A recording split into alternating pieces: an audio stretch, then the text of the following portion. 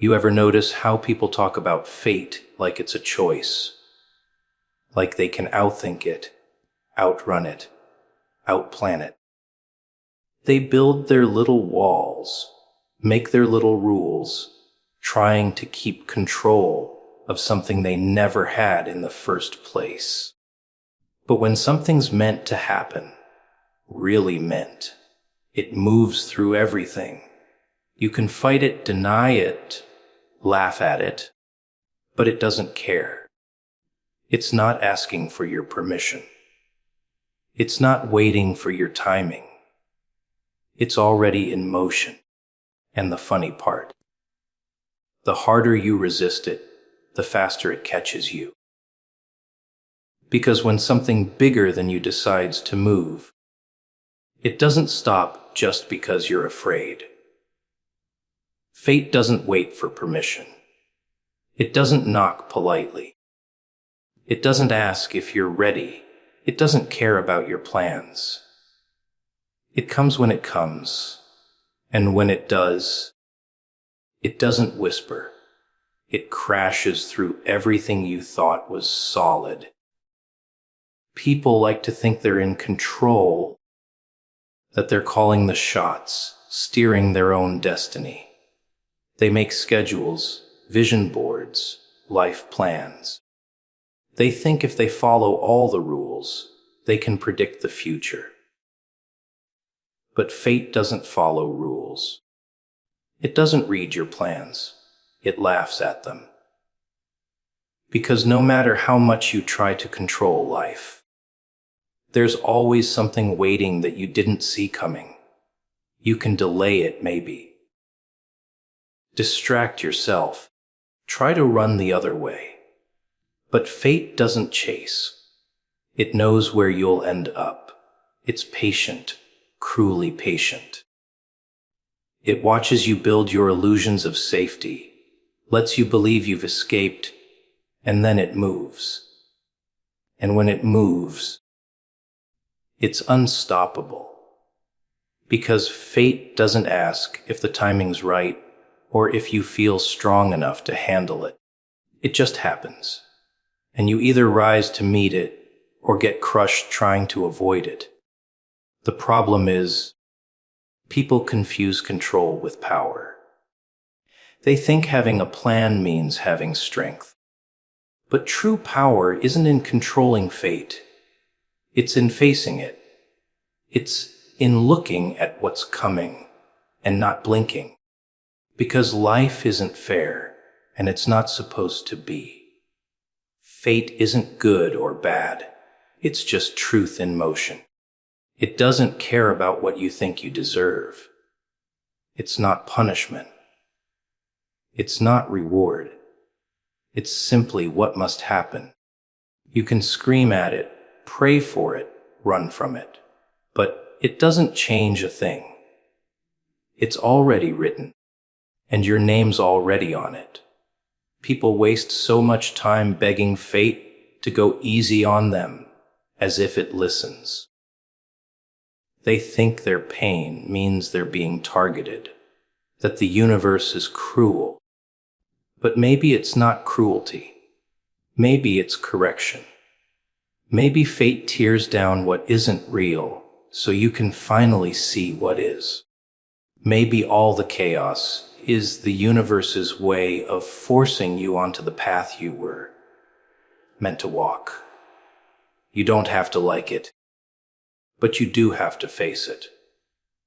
Because whether you stand tall or crawl through it, fate will keep moving forward. It doesn't pause for fear. You ever see how people react when life hits them out of nowhere? First, they deny it. Then they get angry. Then they break. But after that, something shifts. The ones who stop fighting it, who accept it, they start to change. They stop asking, "Why me?" and start saying, "What now?" And that's where real growth begins. Fate doesn't come to destroy you. It comes to reveal you. It strips away everything that isn't strong enough to last, Everything fake, everything borrowed. It leaves you with what's real, yourself. Raw, scarred, and still breathing. The funny part is, the moment you stop asking for fate's permission and start trusting its process, you realize it was never against you. It was always pushing you towards something. Something you couldn't have seen if you'd stayed comfortable. People call it destiny, divine timing, karma. It doesn't matter what name you give it. It's that unseen force that refuses to let you stay small. It doesn't wait for your courage to catch up. It drags you into moments you're not ready for, because it knows you'll never be ready until you're there. Fate doesn't negotiate. It doesn't take requests. It doesn't give warnings. It acts. And when it does, the question isn't, why now? It's, what will you do now? You can stand still and get run over. Or you can move with it, learn from it, let it shape you. People who fight fate spend their whole lives exhausted, bitter, always wondering why things never go their way. But those who surrender, not in defeat, but in acceptance, they learn to flow with it. They use it. They understand that when fate closes one door, it's not rejection, it's redirection. Every time fate shows up, it reveals how powerless we really are and how powerful we can become if we stop resisting. It's in the heartbreaks, the failures, the sudden turns you never saw coming. Those aren't coincidences, those are checkpoints. They're reminders that you don't get to script everything. You only get to respond. And that response, that choice, is where your strength lives. Fate will move with or without you. The question is whether you'll fight the tide or learn how to swim in it. Fate doesn't wait for permission because it doesn't need it. It was set in motion long before you understood it. You can hate it, you can curse it, but the truth is, it's the one thing that never lies. It's honest. Brutal, yes, but honest. It takes what doesn't belong and gives what you didn't expect. It destroys to rebuild. It breaks to awaken. And no matter how much you resist, you'll always end up right where you were meant to be. Because fate doesn't ask for your approval. It just shows you who you really are when you've got nothing left to hide behind. Resistance only fuels the inevitable. The more you fight what's coming, the harder it hits when it arrives. That's the cruel part about life. You think you're protecting yourself by pushing back, by controlling every little thing. But all you're really doing is feeding the storm. The energy you spend resisting could have been used surviving. But no, people would rather fight the current, scream at the sky, pretend they're stronger than what's already written. They wear themselves out trying to stop something that was never meant to be stopped. People don't realize that the universe doesn't care about your comfort. It doesn't care about what you think is fair. It moves with purpose, and your resistance is just friction against its rhythm. The harder you pull away, the more it tightens its grip. That's why some people live their whole lives angry. Angry at fate. Angry at God. Angry at themselves. Because they can't accept that they don't get to control everything. They confuse control with strength. But strength isn't about controlling life. It's about moving through it. The river doesn't stop for a rock. It just flows around it, smooth, unstoppable, patient. Resistance is fear pretending to be courage. It's pride disguised as protection. You tell yourself you're fighting for your freedom, but deep down, you're just scared of change. You're scared that if you stop fighting, you'll lose yourself. But the truth is, you already lost yourself the moment you started resisting what was meant for you. Because when something's inevitable, it's not there to destroy you. It's there to transform you.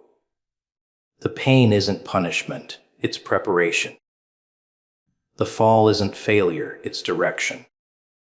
But you can't see that while you're too busy fighting it. The funny thing about resistance is that it gives power to the very thing you're afraid of. The more attention you give it, the more energy it gains. You think you're standing against it, but you're really feeding it. You make it bigger, heavier, louder. You let it rent space in your mind until it owns you. People think they're strong because they refuse to bend. But what they don't understand is that unbending things break. Flexibility is not weakness. It's survival. You can't outstare fate. You can only learn to move with it. You ever watch someone fall apart because life didn't go their way? They cling to their plans, their expectations, their idea of how things should have been. But they cry about what they lost instead of seeing what they're being pushed toward. And while they're busy resisting, life keeps moving. The world doesn't stop for their pain. It just waits until they stop fighting. Because the moment they let go, that's when everything shifts. That's when clarity shows up. That's when peace finally sneaks in. Because peace doesn't come from control. It comes from surrender. Most people think surrender means giving up, but it doesn't. It means understanding that some battles aren't meant to be won. They're meant to be survived. It means realizing that not everything that breaks you is your enemy. Sometimes it's just fate trying to break your ego, your illusions, your attachments. The sooner you stop resisting, the sooner you start learning. You start seeing the pattern in the chaos. You start noticing how every time something falls apart, it's clearing space for something else to grow. That's not coincidence. That's design. Resistance keeps you stuck in the same loop. You keep fighting the same lesson because you refuse to learn it. You keep attracting the same pain because you won't face it. Life will keep repeating itself until you surrender to its rhythm. You can't heal what you keep resisting. You can't move forward while holding on to what's behind you. The irony is, the moment you stop trying to control everything, that's when you finally gain control over yourself. Not over fate, not over outcomes, but over how you move through them. That's real power. You ever notice how the people who look calm in chaos aren't the ones who've had easy lives? They've just learned to stop fighting what they can't change. They've been broken enough times to understand that resistance only makes the fall hurt more. They don't waste time asking, "Why me?" anymore. They ask, "What now?" Because they've realized that everything meant to destroy them ended up shaping them. That's the secret. Resistance creates pain, but surrender creates growth. The world teaches you to fight for control, but no one tells you that some things are supposed to happen, whether you're ready or not. You can't delay the inevitable with denial. You can't stop the storm by closing your eyes. You can only learn to stand in the rain without fear. The more you resist, the more you suffer. The more you accept, the more you see. You realize that maybe everything that broke you was actually guiding you somewhere better. But you'd never know that if you kept fighting. Resistance only fuels the inevitable, because what's meant to be doesn't fade. It finds you. Every time you push it away, it just circles back stronger. You can delay fate, but you can't deny it. The pain you feel isn't life being cruel, it's life being honest. It's saying, stop fighting what's already yours. You can keep pushing, keep running, keep hiding, but in the end, you'll realize something terrifying and beautiful at the same time. You were never supposed to win against it. You were supposed to become because of it. Control is an illusion against destiny. That's the joke people never get. They spend their lives clutching at the wheel, pretending they're steering something that's already mapped out. Every move, every decision, every detour, they think it's all their choice. But deep down, they know something's off. They feel it when things fall apart, no matter how carefully they planned, when what they wanted slips right through their fingers. They call it bad luck, bad timing, unfairness, but it's not. It's just proof that control was never real. It's a story people tell themselves to feel safe in a world that's anything but. People crave control because chaos scares them. They want order, predictability, some kind of guarantee that their effort means something. So they plan, they schedule, they organize their lives like chess games. But destiny doesn't play by their rules. It doesn't care how hard they try to calculate every move. One twist, 1 second, one heartbeat, and everything changes. That's the part that drives them mad. The idea that no matter how much control they think they have, it can all disappear in an instant. Because destiny doesn't ask for consent. It just moves. The illusion of control keeps people asleep. It gives them something to hold on to, something to believe in. It keeps them from facing the truth, that they're not the ones running the show. That something bigger, something deeper, something unseen is pulling the strings. And the moment they sense that, even for a second, they panic. They scramble to grab hold of something solid. Money, relationships, status, power, anything that makes them feel like they're in charge again.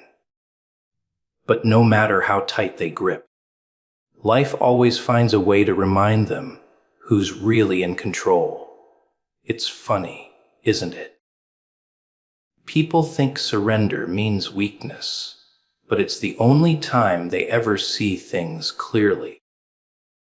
When they finally stop pretending they're the master of their fate, that's when the fog lifts.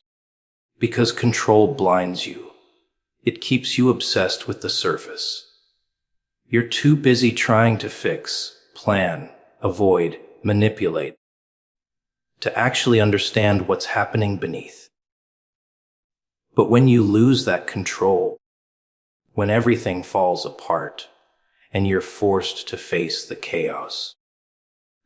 That's when you start to see patterns you never noticed before. That's when you realize it was never random. It was always leading somewhere.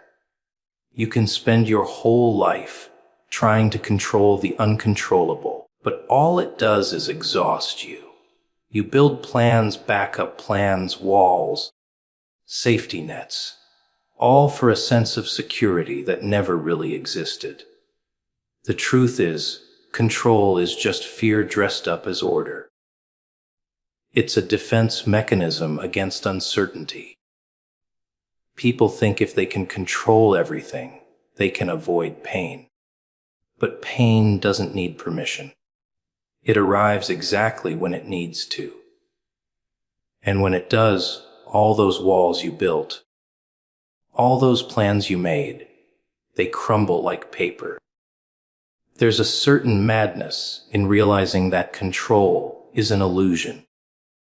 Some people break from it, others are freed by it. The ones who break keep fighting, keep forcing, keep pretending they can shape fate with sheer will. But the ones who are freed, they stop running. They stop forcing things to happen and start letting things unfold. They learn to move with life instead of against it. That's when everything starts to make sense. Because the more you let go, the more you see that destiny doesn't need your help. It just needs your presence. Control tricks people into believing they can delay what's meant for them or avoid what's destined to hurt them. But destiny isn't something you outrun. It's something you grow into. Every twist, every heartbreak, every failure, it's all part of shaping you into the person who can handle what's coming. You can't fake your way around it.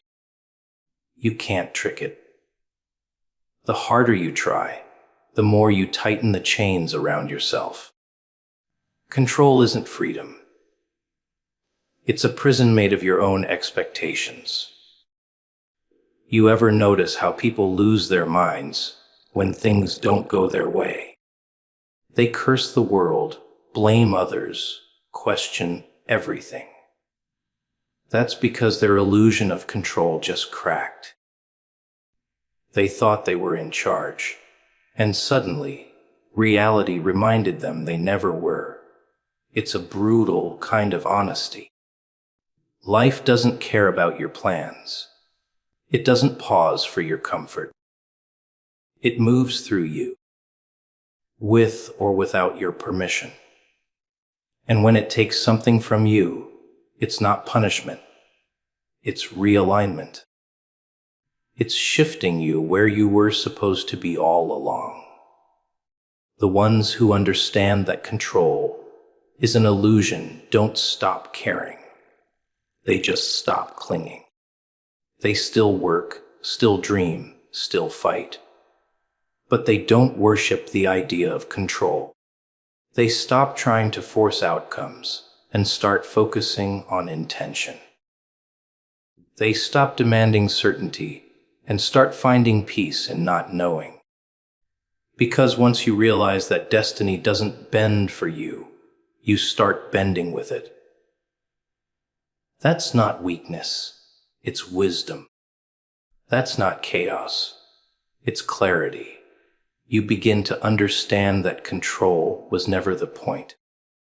The point was to trust what's unfolding, even when it doesn't make sense. Control is the prettiest lie people tell themselves. It's the mask they wear to feel powerful in a world that constantly reminds them how fragile they really are. But once that mask cracks, once they see through it, something changes. They stop trying to hold back the tide. They start walking through it. They stop screaming at the storm and start listening to it. Because when you finally stop pretending you're the one in control. That's when you realize you were never meant to be the driver. You were meant to be the witness. Purpose moves through chaos untouched. That's the thing no one understands. Everyone's afraid of the mess, terrified of the noise, of the unpredictable turns that rip their little plans to shreds. But chaos isn't the enemy. It's the path. It's the place where real purpose hides, where truth breathes. People think they lose themselves when things fall apart. But maybe that's when they finally come alive, because purpose doesn't need peace to exist. It doesn't need order or comfort. It survives the wreckage. It moves right through the destruction, like smoke through broken glass. You ever notice how everyone wants clarity before they act? They want the plan, the guarantee, the promise that everything will make sense. They think purpose only lives in calm waters. But life doesn't work that way. The calm is where you rest, not where you're built. The storm, that's where the shaping happens. That's where the fire burns away, the lies you told yourself. The chaos doesn't destroy your purpose, it reveals it. Because when everything collapses, when there's nothing left to hide behind, what stays? That's who you really are. People waste their lives trying to avoid the chaos. They build routines, safety nets, false peace. They think that if they keep everything neat and quiet, they'll find meaning. But meaning doesn't grow in quiet. It grows in the noise. It's born in the moments you think you can't handle, in the nights you wish would just end. Because purpose doesn't show up with an invitation. It crashes in unannounced, right when you think you've lost everything. You don't find it by staying comfortable. You find it by surviving what should have broken you. Chaos has a strange way of stripping people bare. It takes away the things they thought they needed. The plans, the labels, the control, and leaves them face to face with what's real. And that's when purpose whispers. Not when you're ready, but when you're raw. That's when you realize it was never about the plan working out. It was about who you became when it didn't. The mess, the failure, the heartbreak. They weren't distractions from your purpose, they were directions toward it. Chaos doesn't block the path. It is the path. Everyone thinks purpose is supposed to be this clear, shining thing that guides you easily. But real purpose is stubborn. It doesn't show itself until you've bled for it, until you've lost enough to understand its worth. It waits in the shadows of confusion, in the middle of disasters that don't make sense. And when you're in that place, when you're angry, broken, screaming at the sky, that's when it starts moving, quietly, patiently, through the chaos. You can't see it, but it's there, aligning the wreckage, stitching together something you'll only understand later. People fear chaos because it makes them feel powerless. They think if they're not in control, they're lost. But maybe that's the point. Maybe you have to lose control to find direction. Because as long as you think you're steering, you'll never notice the hand guiding you through it. Purpose doesn't shout. It doesn't fight for your attention. It just keeps moving through the noise, waiting for you to stop panicking long enough to see it. The chaos isn't there to destroy you. It's there to clear the path of everything that isn't real. You can tell a lot about a person by how they handle chaos. Some crumble, some hide, some fight it like it's a curse.